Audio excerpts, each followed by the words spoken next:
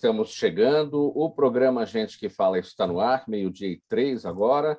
Eu sou o Mauro Friesman, nossa audiência nos acompanha pela Rádio Trianon AM 740 de São Paulo, pela Rádio Universal AM 810 de Santos e também pelas redes sociais, imagens no Instagram, do Facebook, do nosso canal no YouTube para você acompanhar. Aquele convite diário para você seguir a gente, curtir, compartilhar os nossos conteúdos, interagir também pelo WhatsApp, 973350038 é o número, 973350038, e nas redes sociais, hashtag Programa Gente que Fala, hein, pessoal? Não se esqueçam. Hoje é quarta-feira, tradição por aqui, nosso espaço aberto, reservado para a gente falar sobre saúde, sobre bem-estar e sobre comportamento, e um time especial aqui para a gente montar hoje para nossa conversa, para os nossos debates e análise também dos assuntos. Dr. José de Barros, mastologista, ele é responsável pelo serviço de mastologia do Centro Oncológico do Complexo Hospitalar Imaculada Conceição, que fica em Curvelo, interior de Minas Gerais. Tudo bem, doutor José de Barros? Muito bem-vindo ao programa Gente que Fala. Bom dia, Mauro, tudo bem? É um prazer, agradeço pelo convite. Obrigado pela presença. Também com a gente a doutora Lívia Nunes Andrade Kuhl. Ela é oftalmologista pediátrica. Doutora Lívia, tudo bem? Mais uma vez com a gente presente, seja bem-vinda. Oi, Mauro, tudo bem? Obrigada aí novamente pelo convite. Também com a gente o doutor Rui Imamura, ele é otorrinolaringologista, pertence ao Centro de Endoscopia Otorrinolaringológica do Voice Center do Hospital Paulista, aqui em São Paulo. Tudo bem, doutor Rui? Boa tarde, Mauro, tudo bem? Boa tarde a todos que estão nos assistindo. Muito obrigado pela presença. Arthur Miniti, empreendedor, está com a gente também. Ele é proprietário das empresas Tecnovisão, Mundo da Lupa e Viagem Acessível. Tudo bem, Arthur? Seja bem-vindo. Boa tarde, Mauro. Muito obrigado pelo convite e boa tarde a todos que estão nos assistindo também. Vamos então ao nosso primeiro assunto, minha gente. Notícia da manhã de hoje, 12h05 agora. A partir da segunda-feira, todos os alunos do estado de São Paulo, tanto de escolas públicas quanto particulares, terão de voltar obrigatoriamente às aulas presenciais, conforme determinação do governo estadual. Além disso, a partir do dia 3 de novembro, não será mais necessário o distanciamento de 1 metro entre os estudantes, o que atualmente acaba levando ao revezamento de dias presenciais, justamente por falta de espaço nas salas de aula. Essa decisão já havia sido tomada na semana passada, por conta da queda do número de internações e óbitos pela Covid-19, mas coincide com o anúncio do Imperial College de que a taxa de transmissão no Brasil é a menor desde abril de 2020.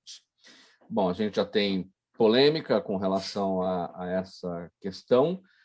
Bom, para tudo isso acontecer, o uso de máscara, equipamentos de proteção individual, álcool gel, evidentemente, nas escolas em uso pelos estudantes, pelos professores, pelos funcionários, tudo isso permanece obrigatório. Claro, de acordo com o Sindicato dos Professores, ou o Sindicato dos Professores, na verdade, é contra tudo isso, e afirma que as escolas não têm condições de cumprir esses protocolos. Eu começo com o doutor Rui, a sua avaliação a respeito disso. É o momento de já se encerrar esse trabalho de aulas virtuais e colocar todo mundo presencialmente na sala de aula? Sua avaliação, doutor Rui. Mauro, então, acho que a primeira coisa que eu preciso deixar claro eu sou otorrino, não sou infectologista, talvez eu não esteja na melhor posição para dar um parecer totalmente embasado. Mas, levando em conta algumas considerações, né? Qualquer obrigatoriedade sempre vai gerar desentendimento ou não concordância por partes envolvidas, né? Por outro lado, do ponto de vista de saúde, o que a gente tem visto é que realmente essa temida terceira onda, que deveria chegar com a variante Delta predominando dentro aqui do estado de São Paulo, não tem acontecido, pelo menos não tem acontecido com a magnitude que se esperava. No mundo inteiro tem se mostrado que essa variante Delta também não tem afetado as crianças de modo importante, em países que afetou a população geral, né?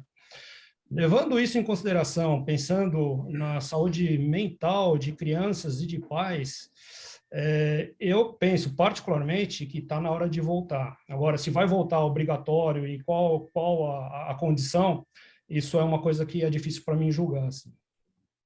Entendi. Doutora Lívia, o seu olhar sobre essa questão, você como oftalmologista na área, né, da garotada, aí, oftalmologista pediátrica. Os nossos jovens, aí, adolescentes, né, a partir dos 12, que são aqueles que podem tomar vacina, não estão ainda totalmente imunizados. Né? Acho que não chegou a segunda dose ainda para muita gente, até porque não deu prazo. Né? Como é que você avalia? Então, Mauro, realmente é polêmico.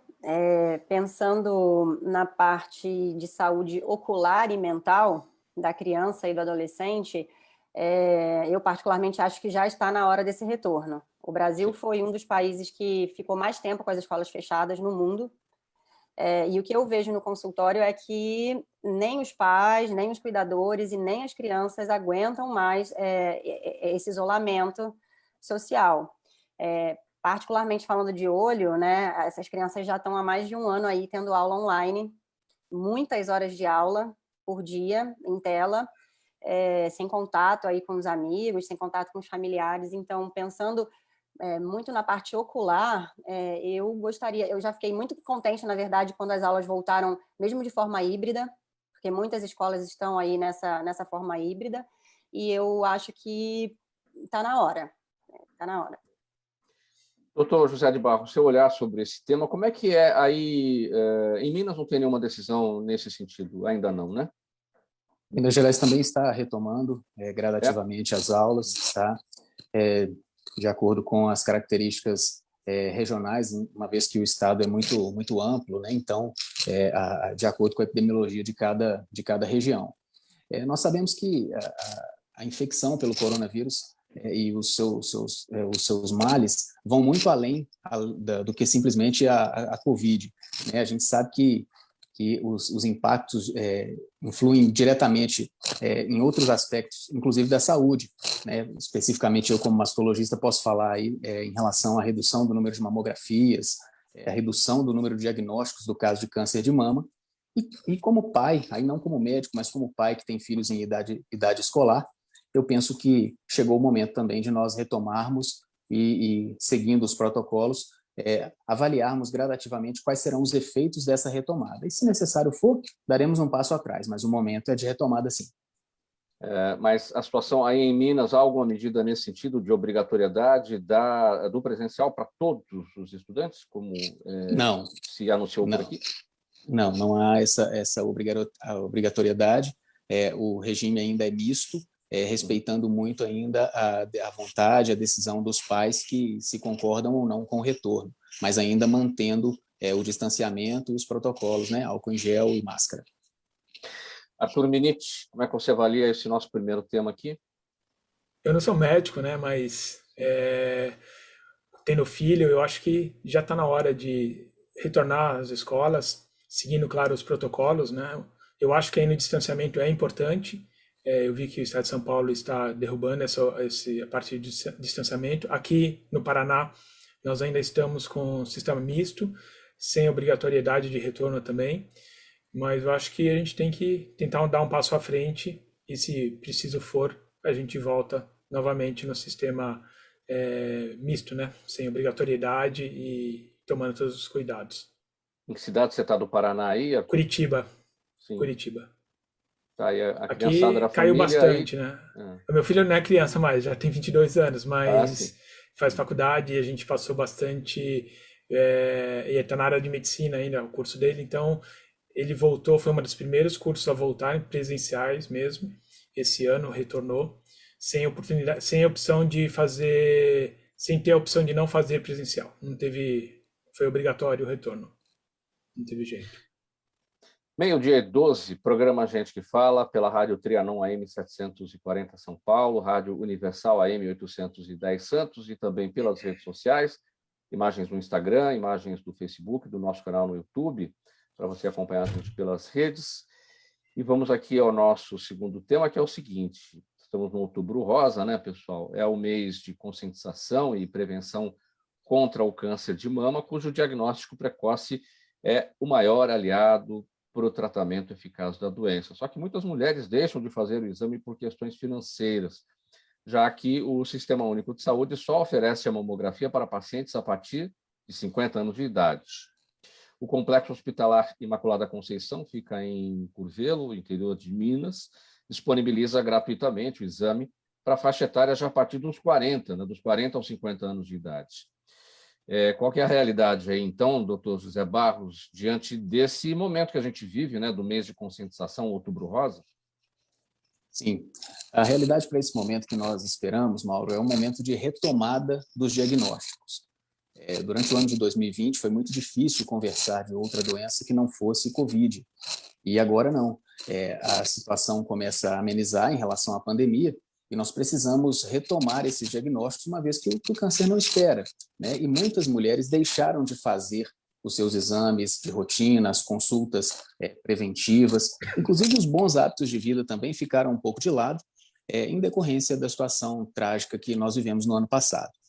Agora, pensando em retomar esses diagnósticos e considerando toda a situação do câncer de mama no Brasil, cujos dados mostram que mulheres abaixo de 50 anos podem corresponder entre 35% e 40% dos casos de câncer de mama, então o Hospital Imaculada está oferecendo a mamografia para aquelas que têm entre 40 e 50 anos de idade e que não são contempladas pelos critérios do Ministério da Saúde. Pelo SUS, as mulheres têm o direito de fazer a mamografia a cada 2 anos, entre 50 e 69 anos de idade. Mas existe uma gama de mulheres que estão fora dessa faixa etária e que precisam, sim, ser beneficiadas pela oportunidade do diagnóstico oportuno. Lembrando que a mamografia é apenas o primeiro passo, né, na busca desse diagnóstico. A partir de uma mamografia alterada é que se dá sequência em relação aos exames que são necessários, ultrassonografia, biópsia de mama, até se confirmar o tratamento e estabelecer o tratamento adequado. Hoje aqui em Minas Gerais, no interior de Minas, na região central, que é Curvelo, nós temos toda a estrutura para oferecer todas essas modalidades do tratamento aqui mesmo na cidade. Cirurgia, quimioterapia, radioterapia e os atendimentos necessários para acompanhar essas pacientes. Esse dado que você destacou, doutor José de Barros, é de que mulheres na faixa dos 40 podem corresponder aí de 35% a 40% dos casos de câncer de mama. Isso é estimativo ou existe um estudo a respeito? Sim, existem estudos. Existe a estimativa do próprio Instituto Nacional de Câncer e existe também a Rede Goiana de Pesquisa em Mastologia, que faz um levantamento epidemiológico muito grande sobre a situação do câncer de mama no país e que mostra essa realidade para a gente. Além do mais, a própria prática do dia a dia de qualquer mastologista, todos, em geral, têm pacientes que estão muito fora dessa faixa etária, tanto para mais quanto para menos, né? Fora dessa faixa etária aí dos 50 aos 70 anos, que é o preconizado pelo Ministério da Saúde. E como é que o hospital aí em Curvelo, Imaculada Conceição, Complexo Hospitalar Imaculada Conceição, consegue, dentro do SUS, ou seja, gratuitamente, oferecer o exame para as mulheres já a partir dos 40, sendo que o natural, o normal, não natural, né? Mas o que acontece no SUS hoje é a partir dos 50, né? Isso tem a ver com a campanha do Outubro Rosa e tem a ver com parcerias também, né? Parcerias privadas, que financiam essas mamografias a um custo menor e elas são realizadas no próprio hospital, né? Não significa que mulheres fora dessa faixa etária não consigam fazer a mamografia pelo SUS. Conseguem se houver alguma justificativa clínica, por exemplo, uma normalidade palpável, ou então mulheres que têm um risco familiar aumentado, essas sim, mesmo fora dessa faixa etária, conseguem ser contempladas com a mamografia no sistema público.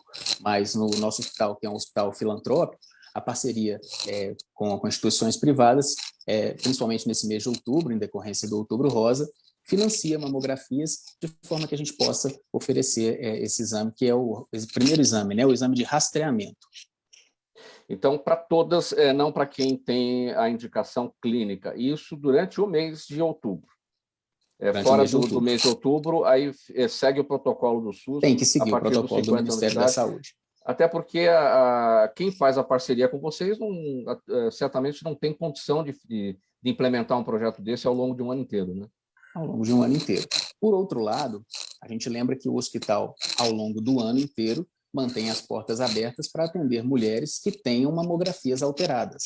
Aqui em Minas Gerais, para a paciente chegar na unidade de alta complexidade em oncologia, ela não precisa obrigatoriamente de ter uma biópsia já confirmando a malignidade. Se ela tiver um exame com suspeição de malignidade, nós a atendemos no Centro Oncológico do Hospital Imaculada e, a partir dali, do exame alterado, nós oferecemos toda a sequência propedêutica que é necessária. A ultrassonografia, a biópsia percutânea e os tratamentos que são subsequentes. A cirurgia, quimioterapia, radioterapia, orientação nutricional, apoio psicológico, assistência social, é uma gama de serviços que são oferecidos, mas para saber quem demanda esse serviço, o primeiro passo é a mamografia. Dá para medir os resultados práticos, doutor, sobre o Outubro Rosa? Nesse mês, as mulheres, de fato, vão aos hospitais em busca da prevenção? Há uma conscientização? A campanha traz essa conscientização? Sem dúvida nenhuma. Isso reflete diretamente no dia a dia, inclusive do consultório, né? Os mastologistas, os ginecologistas percebem que há um aumento da demanda, e esse é o papel da divulgação, né? O Outubro Rosa é uma campanha global, acontece no mundo inteiro, porque o câncer de mama é um problema mundial de saúde pública. Então, chamar a atenção, trazer essa informação à tona é muito importante e faz com que as mulheres procurem o atendimento. Assim como em novembro para o câncer masculino, câncer de próstata e nos outros meses. Mas o Outubro Rosa tem, sim, esse papel relevante de conscientização e de ser um estímulo para a busca da assistência médica. Doutor Rui, para falar da interdisciplinaridade, claro, você é otorrinolaringologista, mas em meses chaves, assim, como o Outubro Rosa, como o Novembro Azul, enfim, as especialidades todas estão, digamos, prestando atenção nisso, a ponto de um paciente que vai tratar de problemas de ouvido, nariz e garganta no seu consultório, receba orientação em relação àquele mês da campanha, Outubro Rosa, por exemplo, Novembro Azul? Mauro, isso acho que é muito individual de cada médico, assim, né? Eu acho que existe uma conscientização da classe médica como um todo para favorecer essa conscientização pública da necessidade específica de um determinado período, né? Já que é impossível a gente falar de todas as doenças todo o tempo do ano, permanentemente, escolhe-se esses meses específicos para levantar a consciência de todos da importância dessa investigação, desse diagnóstico precoce. E aí, Mauro, posso só fazer Claro. puxar uma palhinha para o meu lado? A gente também tem esse mesmo problema. O doutor José de Barros lembrou muito bem. Nós perdemos 2 anos praticamente, falando só de Covid, em que todos os diagnósticos de cânceres, por exemplo, que é uma doença que, como ele mesmo mencionou, não parou por causa da pandemia da Covid, não foram diagnosticados, né? Por exemplo, câncer de laringe, que é a minha área de atuação, em termos de incidência, não se compara aos casos de câncer de mama. Vai dar 1/10 dos casos, assim, são 6.000, 7.000 casos por ano, enquanto o câncer de mama é 60, 70 mil casos ao ano. Mas é uma doença debilitante, uma doença que compromete totalmente a comunicabilidade da pessoa, e que é totalmente prevenível se é feito o diagnóstico precoce. Então, a gente também tem uma campanha de conscientização do câncer de laringe, ou dos problemas de voz em geral, que é em abril. Tá? Então, acho que existe em todas as especialidades uma certa necessidade da academia, dos médicos em geral, alertarem a população para a necessidade de diagnósticos precoces. Abril também tem algo voltado, né, doutora Lívia, na oftalmologia, né? O Abril Marrom, não?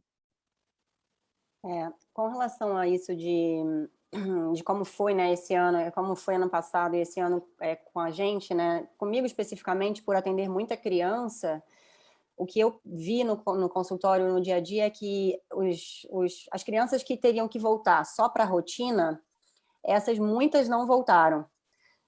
Então, assim, os pais foram deixando, né, foram esperando aí a pandemia passar, e o que eu estou vendo agora é uma demanda aí que foi reprimida em 2020, então agora eu estou recebendo muita criança que não veio refazer o grau dos óculos, muitas das crianças moram com idosos, né, com os avô, então muitas crianças não vieram em 2020, pularam o ano de 2020 e estão voltando agora para voltar a examinar aí a saúde ocular.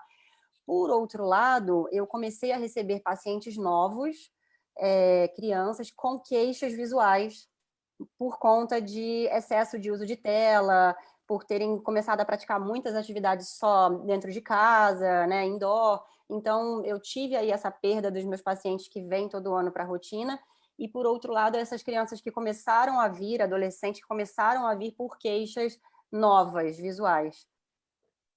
Essas queixas visuais, a gente pode comparar, por exemplo, com uma queixa muscular, quando você não tem uma atividade física e você não desenvolve um músculo de repente.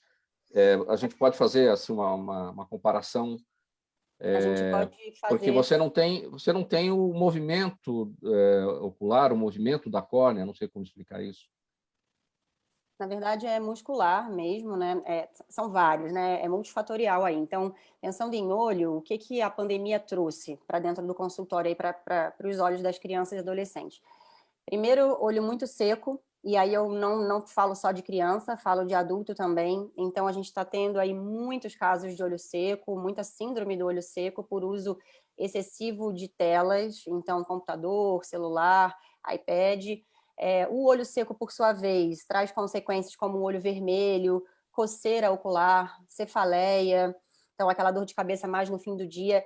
E com relação a essa parte muscular, de que a gente estava falando, houve um estímulo exagerado de foco para perto e praticamente nenhum estímulo de foco para longe. Então, chega no fim do dia, são aqueles pacientes que reclamam daquela dor de cabeça, daquele cansaço visual, do peso nos olhos, porque eles fazem muita convergência, muito foco para perto. O músculo da criança ocular, ele é muito potente, esses músculos que fazem esse foco para perto, ele é muito potente. Então, é por isso que a criança, ela reclama muito dessa dor de cabeça e desse cansaço. Existe uma regrinha que a gente usa no dia a dia, que é a regrinha do 20-20-20. Então, a cada 20 minutos, você parar 20 segundos e focar 20 pés, né, a 6 metros, mais ou menos, para você poder relaxar essa musculatura de perto e focar um pouco para longe, pela janela, e depois você voltar a fazer sua atividade. E isso ajuda também a lubrificar mais os olhos, porque uma das causas aí do problema da tela é que já é comprovado que a gente pisca mais ou menos aí 1/3 do necessário. Então, essa regra vale muito. A gente sempre fala, lembra da regra do 20-20-20, para você realmente fazer essas pausas e recuperar aí um pouco a visão. É aquela mesma dinâmica em relação às pernas, né? Você não pode ficar o tempo todo sentado, trabalhando, você tem que dar uma caminhada de tempos em tempos, tem que ser uma coisa periódica para poder não sofrer os efeitos, né? De ficar parado muito tempo. Muito bem. Agora, deixa eu te perguntar o seguinte, Arthur, eu tinha questionado aqui a respeito do Abril Marrom com a doutora Lívia, e aí no seu dia a dia, porque o Abril Marrom é voltado para a prevenção, né, das diversas espécies de cegueira, você que é um deficiente visual, como é que você observa campanhas, né, como a gente vê o Outubro Rosa, o Novembro Azul, Abril Marrom, tem o Setembro Amarelo, enfim, todas, um ano inteiro colorido chamando a atenção para essas necessidades. Eu acho muito importante essas campanhas, principalmente na minha área, né, que é para deficiência visual. Eu tenho retinose pigmentar, foi graças ao exame de rotina que acabou sendo identificado essa retinose pigmentar. Eu tenho há 20 anos já isso, e eu acho muito importante que o pessoal vá principalmente ao oftalmo e todas as patologias aí, né, faça seus acompanhamentos para que evitem problemas futuros, né. No meu caso, por exemplo, a retinose pigmentar, uma das consequências que pode vir a dar lá na frente é perder a visão totalmente. Não existe uma cura no momento, mas a gente vai fazendo acompanhamento e tentando protelar o quanto der. E foi por isso que eu acabei desenvolvendo e lançando, criando as minhas empresas que são voltadas para as pessoas com deficiência visual, tanto baixa visão como pessoas que não enxergam. Que são empresas que trabalham tecnologias justamente para quem tem os problemas relacionados. Para quem é cego tem linha Braille, para quem é baixa visão tem lupas eletrônicas, ampliadores, softwares para ampliar a tela de computador, voz. Então é bem voltado para a deficiência visual mesmo. A gente vai falar um pouquinho mais a respeito daqui um pouquinho. A gente, agora 12h28, pessoal, a gente vai para um intervalo muito rápido e na volta a gente segue aqui com o programa Gente que Fala, edição de quarta-feira, sempre tratando dos assuntos da saúde, do bem-estar e do comportamento nesse dia, tá bom, gente? Então, rapidinho, a gente já volta. Toda ação estratégica de sucesso tem um componente fundamental, um instituto de pesquisas ético, rápido e preciso. Afinal, é ele que vai fornecer informação confiável, sem achismos e palpites. E isso, numa época de mudanças rápidas e repentinas, é fator crítico de sucesso. A Orbis é um instituto de pesquisas que une precisão e confiabilidade estatística com a mais alta tecnologia de pesquisas do mercado. Tem inteligência artificial, robótica, big data, entre outros recursos, para que você tenha uma informação correta, confiável, com o menor custo e no menor tempo possível. Na sua próxima ação, seja ela corporativa ou política, comece pela Orbis, porque com a informação correta você vai mais longe, mais rápido e com mais segurança. Bem, o dia é 29, de volta com o programa Gente que Fala, edição de quarta-feira, com os assuntos da saúde, do bem-estar e do comportamento. Rádio Trianon AM 740 São Paulo, Universal AM 810 Santos e também pelas redes sociais, Instagram, Facebook e o nosso canal no YouTube. Vamos falar sobre o seguinte agora, Arthur, sobre o projeto Conectando Você ao Mundo, que foi criado durante a pandemia. Esse projeto conecta deficientes visuais ao mercado profissional e essa ideia veio para mostrar como a tecnologia assistiva cria oportunidades e oferece subsídios para o trabalho com autonomia no dia a dia. E surgiu quando você, Arthur, se viu sem saber como continuar suas atividades na pandemia por não poder simplesmente se conectar com seus clientes. Como é que foi o desenvolvimento desse projeto? Você acompanhou aí o dia a dia dos deficientes visuais? Conta para a gente. Então, aqui na empresa a gente sempre teve o hábito de viajar muito para apresentar as tecnologias assistivas nas universidades, nas escolas, nos institutos, até para alguns oftalmos. E com a chegada da pandemia, nós tivemos um break assim do dia para a noite, nós e todo mundo, tivemos que parar de fazer essas visitas, esses congressos que a gente fazia. Então a gente parou e começou a analisar como que a gente podia voltar com contato com essas pessoas, mesmo que fosse da forma virtual. Foi aí que a gente teve a ideia de lançar o projeto Conectando Você ao Mundo, onde a gente começou a colher depoimentos no nosso canal do YouTube, de pessoas que hoje são juízes, são professores, são estudantes, para eles contarem para as pessoas que não tinham conhecimento das tecnologias assistivas, como que essas tecnologias ajudavam ele no dia a dia, a ter a sua independência, seu empoderamento como juiz, como advogado, como estudante, como um profissional liberal. E foi dessa ideia que começou a surgir vários vídeos. Nós temos aí acho que mais de 30, 40 depoimentos ali no nosso canal do YouTube. Logo em seguida, esse projeto que era desses vídeos, foi criado um evento online, onde a gente trouxe para um evento agora no mês de maio, os maiores fabricantes de tecnologias assistivas do mundo, para poder conversar com os nossos clientes e com o público brasileiro no geral, com intérprete de Libras, intérprete tradução simultânea. Nós fizemos um evento gratuito na internet, onde nós tivemos assim, mais de 1.000 inscritos. Foi assim, um evento muito legal. O pessoal nunca tinha tido um contato com fabricantes internacionais aqui no nosso mercado brasileiro. E foi uma experiência muito legal. E recentemente nós lançamos, faz 2 semanas, o nosso programa Tecnoeduca, que a gente sempre visa a educação, porque a educação é o pilar mais assim, que a gente segue na vida como importante. Então, a gente lançou um programa onde atende crianças, estudantes e professores que possuem deficiência visual a adquirirem essas tecnologias com incentivo da Tecnovisão.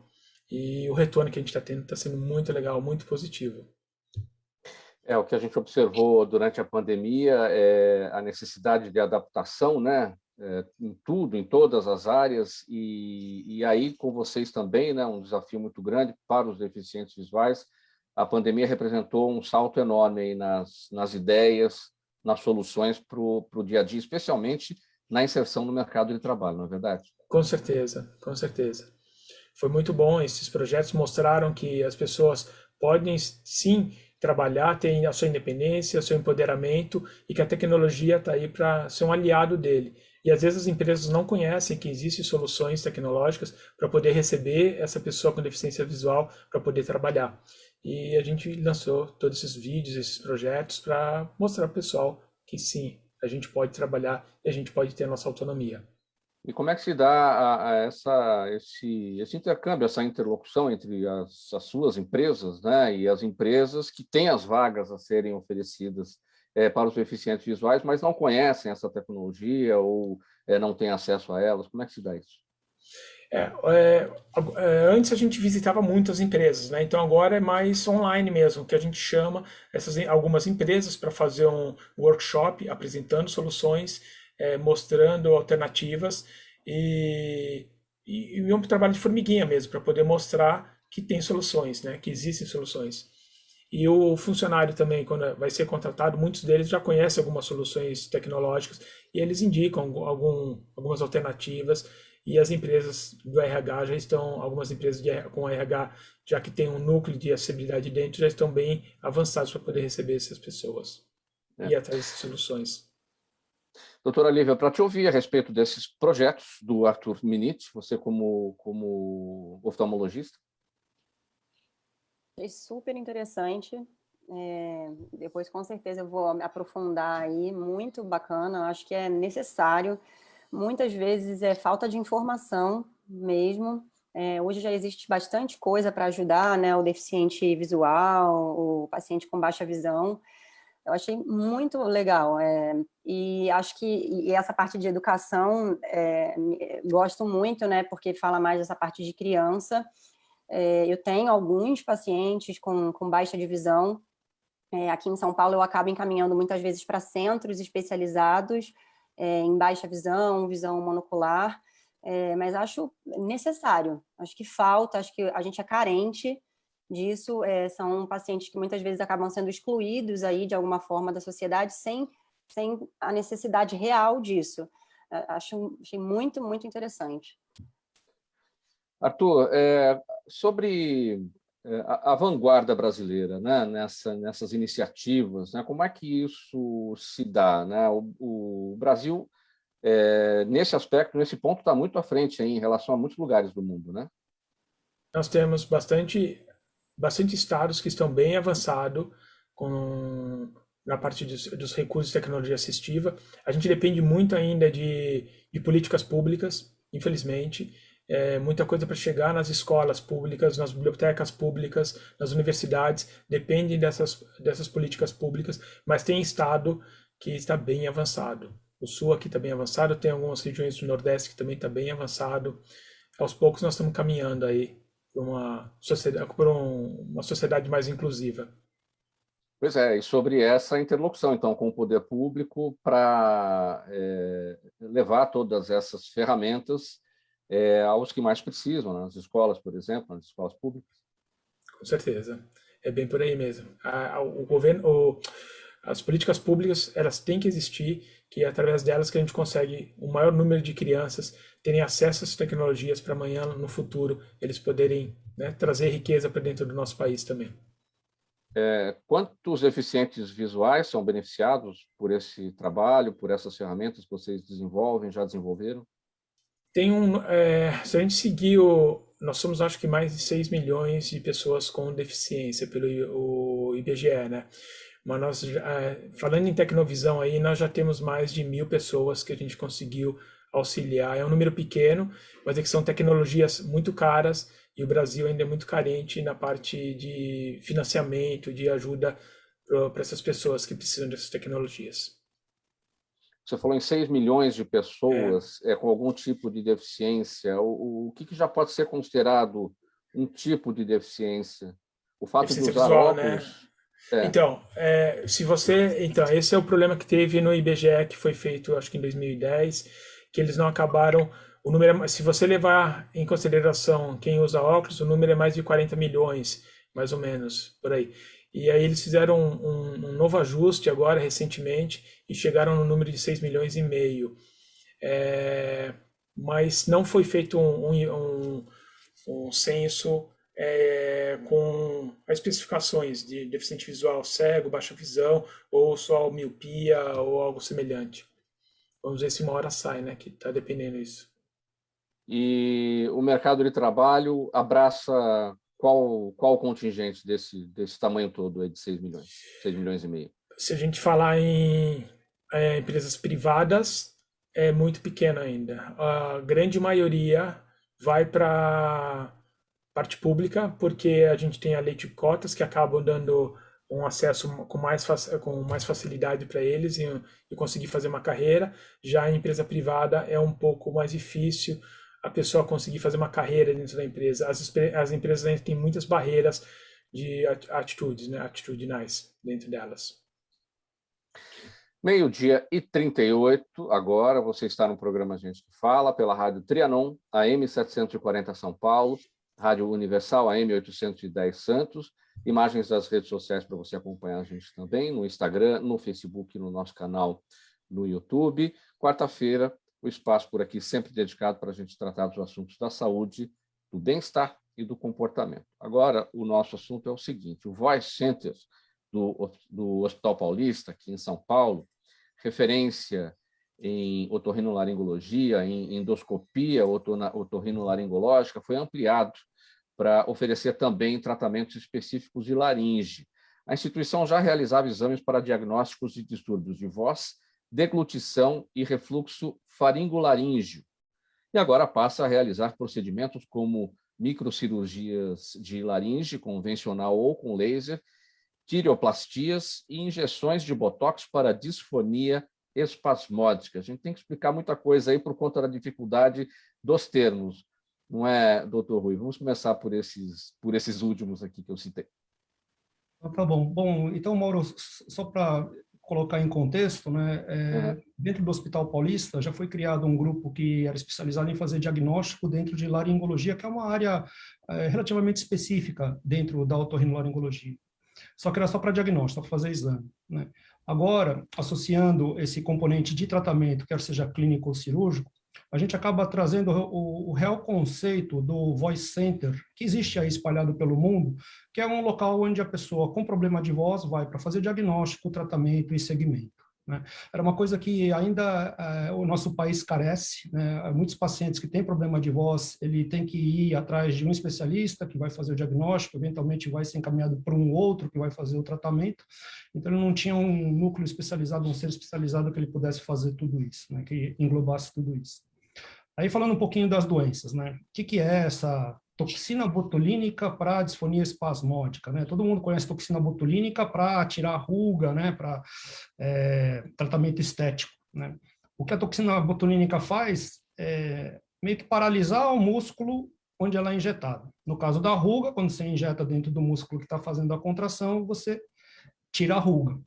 A disfonia espasmódica é uma doença, talvez, a mais debilitante para o paciente portador dessa enfermidade, porque a qualidade vocal impede ela de se comunicar. Enquanto pacientes com problema como paralisia de corda vocal, mesmo câncer, fica com a voz alterada, mas consegue falar, a disfonia espasmódica é uma voz que lembra a voz do Pato Donald, fica... não consegue falar, cansa muito para o paciente falar, as pessoas não entendem, é muito frustrante para o paciente. O que está acontecendo nessa doença é que a corda vocal está fazendo muita força, está fazendo uma força demasiada na hora de falar e não deixa o ar escapar, então fica aquela voz estrangulada. O que é feito? Toxina botulínica dentro da corda vocal. Aí relaxa a corda vocal e restaura uma voz praticamente normal para esses pacientes, sabe? Então, é uma coisa que muda sobremaneira a qualidade de vida desses pacientes. Infelizmente, toxina botulínica tem prazo de validade, então acaba tendo que ser reaplicado periodicamente. Então, esse é um dos tratamentos que vai ser disponibilizado nesse Voice Center do Hospital Paulista. Pelo poder público é possível ter acesso a esses tratamentos? Não. Sim, senhor. Os hospitais públicos também fazem esse tratamento. Não são todos os hospitais públicos, mas, por exemplo, eu também sou médico do Hospital das Clínicas aqui de São Paulo. No Hospital das Clínicas temos um grupo que sim oferece esse tipo de tratamento pelo SUS. Doutor Rui, muita gente trabalha com a voz, né? São profissionais da voz, professores, palestrantes, enfim, é muita gente que eventualmente pode usar a voz de forma inadequada, de forma errada, e aí enfrentar os problemas. Qual é o profissional que vai lidar com isso? É o otorrino? Quem é que a pessoa, no que perceber algum sintoma relacionado à voz, deve procurar? Olha, qualquer problema de voz pode estar escondendo por trás doenças graves. É difícil você dizer que um determinado problema de voz é uma doença tranquila, ou que não precisaria de investigação, do que outra, que é mais grave, só de escutar a voz do paciente. Então, problema de voz, a primeira coisa, tem que fazer diagnóstico. Tá? Nesse sentido, o primeiro profissional que acho que deve ser procurado é o otorrino. Tá? O otorrino faz o diagnóstico e, eventualmente, aí pode ser encaminhado para tratamentos vários, clínico, cirúrgico ou fonoterápico, né? E aí os nossos colegas fonoaudiólogos têm uma atuação muito importante para fazer esse tipo de tratamento, que é utilizado por muitas pessoas. Só para dar uma dimensão, assim, estima-se, né? É difícil dar esse dado exato, mas que cerca de 30% dos profissionais acabam utilizando a voz como meio de trabalho. Assim. Nós aqui estamos utilizando, né? Eu, como médico, dependo da minha voz para trabalhar. A gente não percebe, mas imagina você mudo fazendo suas atividades no dia a dia. Certamente muita gente não dá atenção à voz, porque só vai dar atenção na hora que, nossa, eu percebi que está falhando, tem alguma coisa errada, e aí começa aquele desespero. E agora? Para onde eu vou? A quem eu recorro? Agora, jamais ir direto no profissional da fonoaudiologia da voz. É preciso primeiro ir no otorrino, porque esse trabalho vai ser conjunto, posteriormente, com o fonoaudiólogo, né? Sem dúvida. É assim que, pelo menos, eu vejo o encaminhamento que seria mais adequado. É preciso fazer exames, como esse aqui que eu citei, a endoscopia otorrinolaringológica. É um exame de todo o aparelho vocal, não é isso? Sim. Como se fosse uma endoscopia, porque de fato é mesmo, né? Perfeito. Infelizmente, a corda vocal fica escondida dentro da garganta, então não basta abrir a boca e olhar pela garganta, a gente não vai conseguir enxergar. Para eu conseguir enxergar a corda vocal, eu preciso colocar um aparelho ou pela boca ou pelo nariz, e que me permita ver o que está acontecendo visualmente, né, na estrutura das cordas vocais. Esse exame realmente é fundamental para qualquer paciente que tenha algum problema vocal. E quantas pessoas, aí certamente a Polícia Estimativa no Brasil tem problemas vocais e não tratam isso, ou tem problemas vocais e nem sabem que tem? Esse dado eu não tenho como te dar, Mauro, assim, precisamente, sabe? Particularmente, a gente está fazendo um levantamento entre idosos, né? Acabou de vir a Semana do Idoso. Entre idosos, estima-se que até 30% dos idosos tenham distúrbios vocais, né? O idoso já tem alguma alteração de voz, né? Normalmente. Então, se a gente for falar em jovens, né, talvez um número menor desses 30%, chutar um número aqui, talvez 15%. Entre profissionais de voz é mais frequente, né?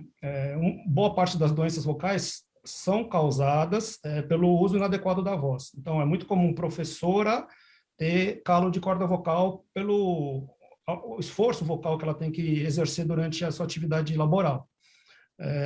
Então, assim, essa prevalência ou essa incidência de problemas vocais na população vai depender de faixa etária e de atividade profissional.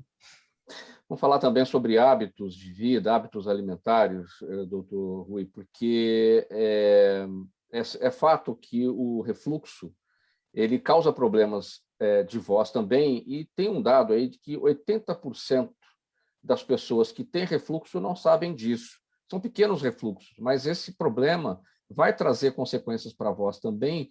Aí há necessidade de um outro médico para tratar do assunto, que é o gastro, né? E aí a necessidade dos hábitos alimentares, todos corrigidos, né? Perfeito, Mauro. Você chamou atenção para uma coisa realmente bastante frequente e bastante negligenciada, né? Aquela pessoa que fica, na hora que vai falar, né, tem que limpar a garganta, como se fosse um pigarrinho, isso é frequente, né? Muitas dessas pessoas realmente escondem por trás desse pequeno sintoma um refluxo que a longo prazo pode sim comprometer a qualidade da voz, tá? E aí, quando é feito esse diagnóstico, sem dúvida, o gastroenterologista é um profissional importante no tratamento global desse paciente.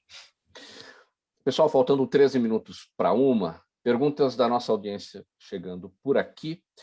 E vamos a elas. Eu vou pedir brevidade a vocês todos para as respostas, tá bom? Seu Jaime, do Jardim Bonfilholi, sempre com a gente todos os dias, participando. Doutora Lívia, ele pergunta: o chamado buraco de mácula já teria reversão cirúrgica? E ele pergunta se há fator genético ou hereditário neste problema. Buraco de mácula vai depender muito existe cirurgia, tá? Para buraco de mácula. A mácula é a principal região aí da visão, digamos assim, a região central da retina. O que a gente sabe é que existe sim cirurgia para reverter esse buraco, mas o sucesso cirúrgico e o sucesso visual depende muito do tempo que o paciente tem o buraco de mácula, a causa desse buraco. Então, o buraco de mácula pode ser causado por doenças hereditárias, pode ser causado por uso de medicações, pode ser multifatorial, mas existe sim cirurgia. Genético ou hereditário? Também, pode ser hereditário. Também por exemplo, eu tenho uma paciente que me marcou bastante que ela tinha anemia falciforme e fez um buraco macular. Uma visão muito ruim, a gente operou ela e ela ficou, nesse caso, foi um sucesso muito grande. Então, podem ser doenças hereditárias, doenças adquiridas, uso de medicações. O Leandro Oliveira, de São Bernardo do Campo, ABC Paulista, Arthur, né? Pergunta para você o seguinte: como é que funciona o aparelho OrCam-AI, que promete traduzir imagens em áudio para quem não enxerga? Ele está disponível para todos? É a pergunta aqui do Leandro. O OrCam-AI, a gente já tratou desse assunto aqui, a gente apresentou aqui para a nossa audiência, tem acho que uns 2 anos isso. Como é que está o... Ele é um óculos que possui um sintetizador de voz nele e você tem que apertar um botão para ele fazer o reconhecimento do texto ou do ambiente para poder falar o que ele está visualizando. É uma tecnologia assistiva. Existe aqui, chegou no Brasil acho que faz há 2 anos, 3 anos talvez. Uhum. Mas hoje nós temos outras soluções que também atendem, até gratuitas, que tem nos celulares. O SimEye, que é da Microsoft, tem no celular, é uma alternativa gratuita que vai te dar o mesmo recurso, assim, sem ter que ter um investimento tão alto para poder ter o resultado esperado.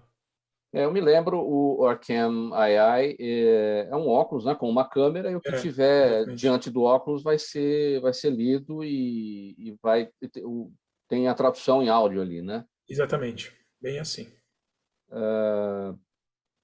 Está mais fácil adquirir esse equipamento? Não, então, essa tecnologia ela é bem cara, né? Eu acho que nós temos no Brasil, no mundo, outras soluções gratuitas, que é aquilo que eu disse. Eu tenho o SimEye, que é um aplicativo da Microsoft que você instala no celular e que ele vai te dar o mesmo recurso. E você não vai ter um investimento tão alto como comprando o OrCam. Tem outras opções também de aplicativos. Silvana Gomes, nossa audiência no Facebook, pergunta ao Dr. José de Barros: há outros exames que possam substituir a mamografia para o caso de câncer de mama? Para o rastreamento, ainda não. A mamografia é considerada o único exame até o momento que comprovadamente reduz a mortalidade por câncer de mama. Outros exames são necessários na sequência diagnóstica. Por exemplo, em razão de mamas muito densas, que são mamas que têm muito mais tecido glandular do que gorduroso, nós podemos lançar mão da ultrassonografia. Para mulheres que têm mutação de genética que predispõe a um risco maior de câncer de mama, por exemplo, BRCA1, BRCA2, nós podemos lançar mão da ressonância magnética como um exame de rastreamento. Mas para a população em geral, não. Este exame é a mamografia. Estudos recentes mostram que ela pode reduzir quase pela metade o risco de morrer por câncer de mama em comparação com as mulheres que nunca fazem a mamografia. Então, a realização periódica da mamografia tem esse objetivo de reduzir a mortalidade pelo câncer de mama. Lógico que não é apenas o ato de realizar a mamografia, mas sim, a partir de uma mamografia alterada, ter acesso à sequência de procedimentos que são necessários até se confirmar o diagnóstico. Mas, respondendo à pergunta, para substituir a mamografia na população em geral, não, é o exame de escolha para o rastreamento. Agora, certamente existem estudos, né, para a evolução desses exames e algo que possa substituir a mamografia no futuro, talvez, que seja algo mais, não tão complicado para a mulher, né, não tão dolorido. Não é isso, doutor? Mauro, falhou aqui para mim a pergunta. Não, certamente existem estudos para outros exames que façam a função da mamografia Sim. são menos agressivos, seriam menos agressivos. Sim, mas na verdade a mamografia ainda é o exame que contempla a maior parte das apresentações de câncer de mama. Eu acho que quando a gente fala de câncer de mama, principalmente no mês de outubro, é importante deixar claro que não é uma doença única. Esse é o conceito mais importante que tem que ser passado. Câncer de mama é o nome que nós damos para uma série de neoplasias que podem ter comportamento, prognóstico, tratamento e apresentações clínicas completamente diferentes. A mamografia, apesar de ser um exame antigo, ainda é aquele que contempla a maior parte das formas de apresentação de um câncer de mama, a saber, nódulos, assimetrias, distorções, calcificações. Por exemplo, a ultrassonografia é um exame muito bom para se identificar nódulos, mas essa não é a única forma de apresentação de um câncer de mama. Portanto, esse papel da mamografia no rastreamento permanece ainda muito bem estabelecido, segundo a Sociedade Brasileira de Mastologia e o Colégio Brasileiro de Radiologia. E é a mamografia que vai identificar os casos de forma precoce e trazer cada vez um aumento maior de chance de cura. Exatamente. Para identificar a lesão palpável, nós não precisaríamos de nenhum exame, bastaria que a mulher se conhecesse. Por isso que a gente cada vez vê menos se recomendar o autoexame como forma de rastreamento. Ele é uma forma de autoconhecimento, é uma forma de buscar doença onde não haja o acesso. Mas nós, querendo o ideal para as pacientes, recomendamos a mamografia a partir dos 40 anos, uma vez por ano. Silvana Araújo, nossa audiência no Instagram, a doutor Rui, ela quer saber qual é a efetiva função das amígdalas. Isso é uma discussão antiga, né? Se tira ou não tira, se tirar faz falta, né? A amígdala, na verdade, é um órgão imunológico, ela produz anticorpos, então ela tem uma certa função. A dúvida é, e se tirar faz falta, né? Na grande maioria das pessoas não faz falta nenhuma, porque além das amígdalas a gente tem linfonodos espalhados pelo corpo que fazem exatamente a mesma função. Mas a função é imunológica, a função de defesa. Mas hoje existe um olhar conservador para as amígdalas, porque antigamente era muito comum retirar as amígdalas, inflamou, infeccionou, enfim, e era muito comum ter infecções, né? Então, vamos tirar as amígdalas. Hoje o olhar é mais conservador? Sem dúvida, esse olhar é muito mais conservador. É exatamente isso. A otorrinolaringologia, há uns 30, 40 anos atrás, bastava ter amígdalas para indicar a remoção, né? Hoje existem indicações bem precisas, assim, quer seja por amígdalas muito volumosas que atrapalham a respiração, quer seja por infecções que, por serem tão recorrentes, ou eventualmente causando complicações, torna-se necessária a remoção. Mas, com certeza, hoje esse número de indicação caiu drasticamente. Mas pode tirar, hein? Não é que não pode tirar. Quando precisa, tira sim, que vai ter benefício. Sim, uma indicação muito específica para essa retirada. Agora, pessoas que retiram as amígdalas podem, no futuro, ter problemas de voz, por exemplo? Não há uma relação entre uma coisa e outra? Não, a amígdala, na verdade, ela não tem relação com as cordas vocais. A relação da amígdala, cirurgia da amígdala, tirando a amígdala com voz, pode mudar, porque toda a ressonância que a gente tem depois de ser produzida a voz sofre influência da nossa garganta, até a língua e os lábios. Então, algum tipo de mudança na qualidade da voz pode ter. Geralmente, se você opera um cantor que tem amígdala grande, e você tira as amígdalas, ele vai notar alguma diferença, mas geralmente é uma diferença que ele consegue controlar depois e a voz dele até ganha em brilho, em qualidade. Só faltando 3 minutos para uma, vamos pôr um ponto final aqui nessa nossa edição do programa Gente que Fala. Doutor Rui está com a palavra, a sua despedida e os seus canais. Doutor Rui, por favor. Não, eu queria agradecer bastante pela oportunidade, dizer que foi um prazer para mim, eu com certeza aprendi bastante no seu programa, Mauro, e parabenizar os colegas que participaram aqui também. Tá bom? Muito obrigado. Seus canais, doutor Rui? Na verdade, eu não tenho canais específicos, assim, eu sou médico dos Plasas Clínicos e trabalho também agora no Voice Center do Hospital Paulista. Tá certo. Arthur Miniti, seus canais, sua despedida. Eu queria agradecer, Mauro, a oportunidade de estar aqui batendo papo com todo mundo. Meus canais podem procurar tudo por Tecnovisão, TECNOVISAO, tanto no Instagram, Facebook, YouTube, Twitter, é tudo Tecnovisão. E obrigado mais uma vez pela oportunidade. Doutora Lívia, seus canais, sua despedida. Mauro, queria te agradecer mais uma vez, realmente é sempre muito bom participar, a gente também aprende como médico, né, e vendo as outras especialidades. Eu também trabalho no Hospital das Clínicas, no setor de estrabismo do Hospital das Clínicas, e a clínica é Neves Center e Eye Care. Tá bom? Muito obrigada. Legal, eu também aqui aprendo muito com vocês, é sempre uma aula, e olha, uma aula aqui hoje em 4 especialidades, né? Doutor José de Barros, sua palavra final, sua despedida, seus canais. Mauro, formidável, fiquei realmente encantado e aprendi muito com o nível dos colegas que participaram. Agradeço mais uma vez pelo convite, e o canal eu queria deixar o Hospital Imaculada Conceição de Curvelo, que as pessoas possam conhecer um pouquinho sobre essa interiorização responsável da assistência ao câncer de mama, uma mastologia feita no interior, mas que nos permite conversar de igual para igual com todos os colegas do país inteiro que tem uma mastologia de referência, que é a mastologia brasileira. Muito obrigado.